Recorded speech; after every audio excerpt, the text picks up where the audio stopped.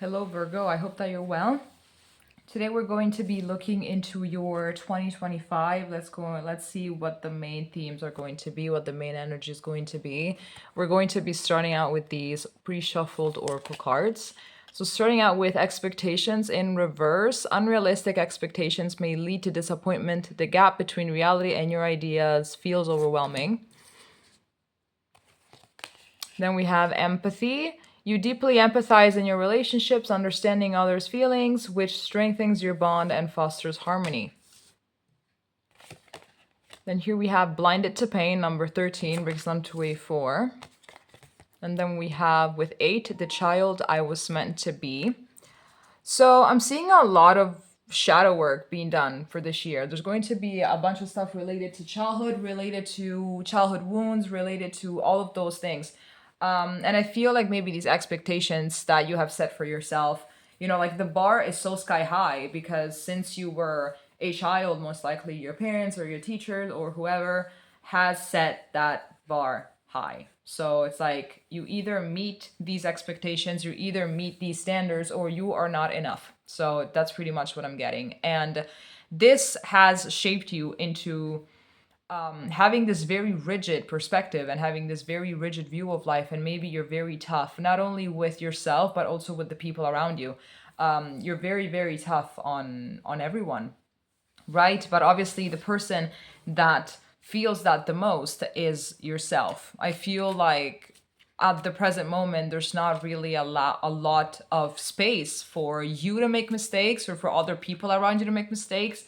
It's like one tiny wrong step and you lose respect, either for yourself if you're the one making them or for other people. And that is going to change this year. So I feel like now you've reached this level of exhaustion in which you just cannot do this anymore. Like you cannot really possibly, keep on having this mentality because it's very rigid and there's just no space for humanity at this point because people make mistakes and, us first and foremost. And so we need to give ourselves grace and we need to give other people some grace, and some motivation and some boost and some support. But when expectations have been set, when the bar has been set that high since childhood, it's complicated to not view a world, to not, navigate the world without the idea of I have to be perfect. I have to do everything. Everything that I do must be right, must be just right. There's no room for flaws. There's none of that, because life is too short for that. Or even having the view that people that makes mistake and, give themselves grace and other people grace, that they're like weak-minded or anything like that. No, I'm a Virgo as well, so I really know what this feels like and is honestly just exhausting, and it's just very exhausting.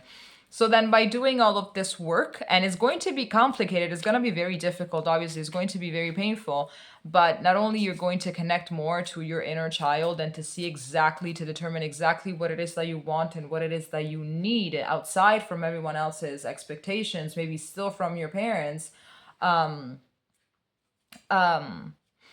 But you're also going to manage to better your relationships and to understand deeper people's behavior and why they do what they do. And you're going to be seeing them with an actual realistic lens, which is people are human, they make mistakes, it's okay.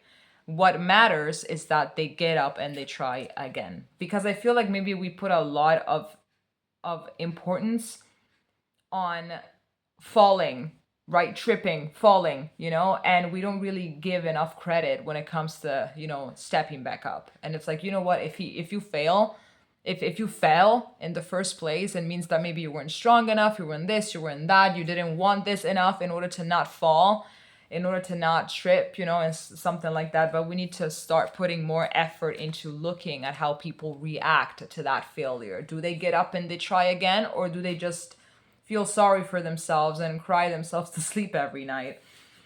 Okay, so let's see what the tarot tells us. Virgos 2025, let's see.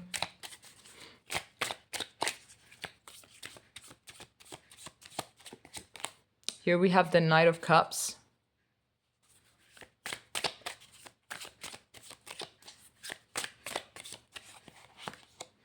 Here we have the Five of Wands.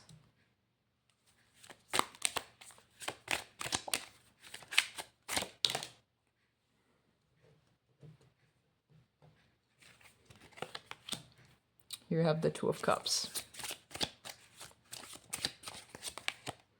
Here we have the Four of Pentacles. And here we have the Hanged Man. Okay. Back of the deck, we have the Nine of Swords. Okay, so this Nine of Swords definitely is pretty much the same energy of this girl in this card that is, you know, just sitting down in her own thoughts, and clearly they are eating her alive. So I feel like maybe this energy is still going to be... Okay, this energy is still going to be with us for a few months. But afterwards, I'm seeing that there are going to be some opportunities for you in order to give yourself grace and in order to change your perspective. Even though they're not going to be very well received, I feel like you're going to meet people, or maybe just one person in particular, that is going to help you see things differently, that is going to help you broaden your perception. And there's going to be this clash of ideas, basically. And I feel like you want to open up. You want to open up. You want to open yourself up to new perspectives and to be not a soft person, not soft, but realistic, you know? Realistic. So be harsh when you have to be harsh, but be, you know, like gentle and giving grace when it's needed. So I feel like you want to balance these two aspects within you. But then when someone comes along, when an event comes along and challenges that, it's a problem. You know, here we have this Five of Wands. It does become a little bit of a problem. So I feel like you really want to open up, but you know, there's just this, you know, comfort, basically. This is how you grew up, right? This is your mentality. This is how your mentality is. So this is your comfort zone, and you're gonna have to get out of it. Another message, if there is someone that wants to get into a relationship this year, there is going to be a chance for you to be in a relationship, but you're going to have to, you know, bring down all the walls that you have around you in order to meet this person where they're at, you know, and compromise when there's the need to compromise and connect. I feel like there's a lot of barriers here around you, Virgo. There's like a lot of walls built up. There's all of these things built up that really need to come down, and they will come down. You know, if you manage to actually take a few deep breaths and everything, you will manage to allow these walls to come down. But again, with this Hanged Man here, we have a change of perspective, which will happen. However, I feel more than in any other reading that I've done so far regarding this series, this is really going to be your choice. I feel like the readings of the events of the other people's readings were something that were just like flowing, that would just flow and come naturally. Meanwhile, here for you is going to be more of a you making a conscious decision, literally a conscious decision to open up, to accept other people's ideas, and to accept that even you can fail and that even you cannot meet the unrealistic expectations. So there's going to have to be a conscious choice that is going to be made here.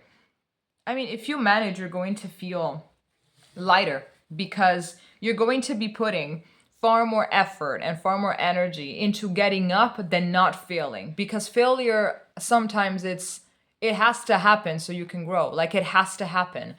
But like, if you put so much effort and importance into something that will inevitably happen at some point, you will perhaps you will even stop yourself from doing many things for the fear of failure. You know, meanwhile, we have to learn to put more effort into the getting up and what it is that we do afterwards, okay?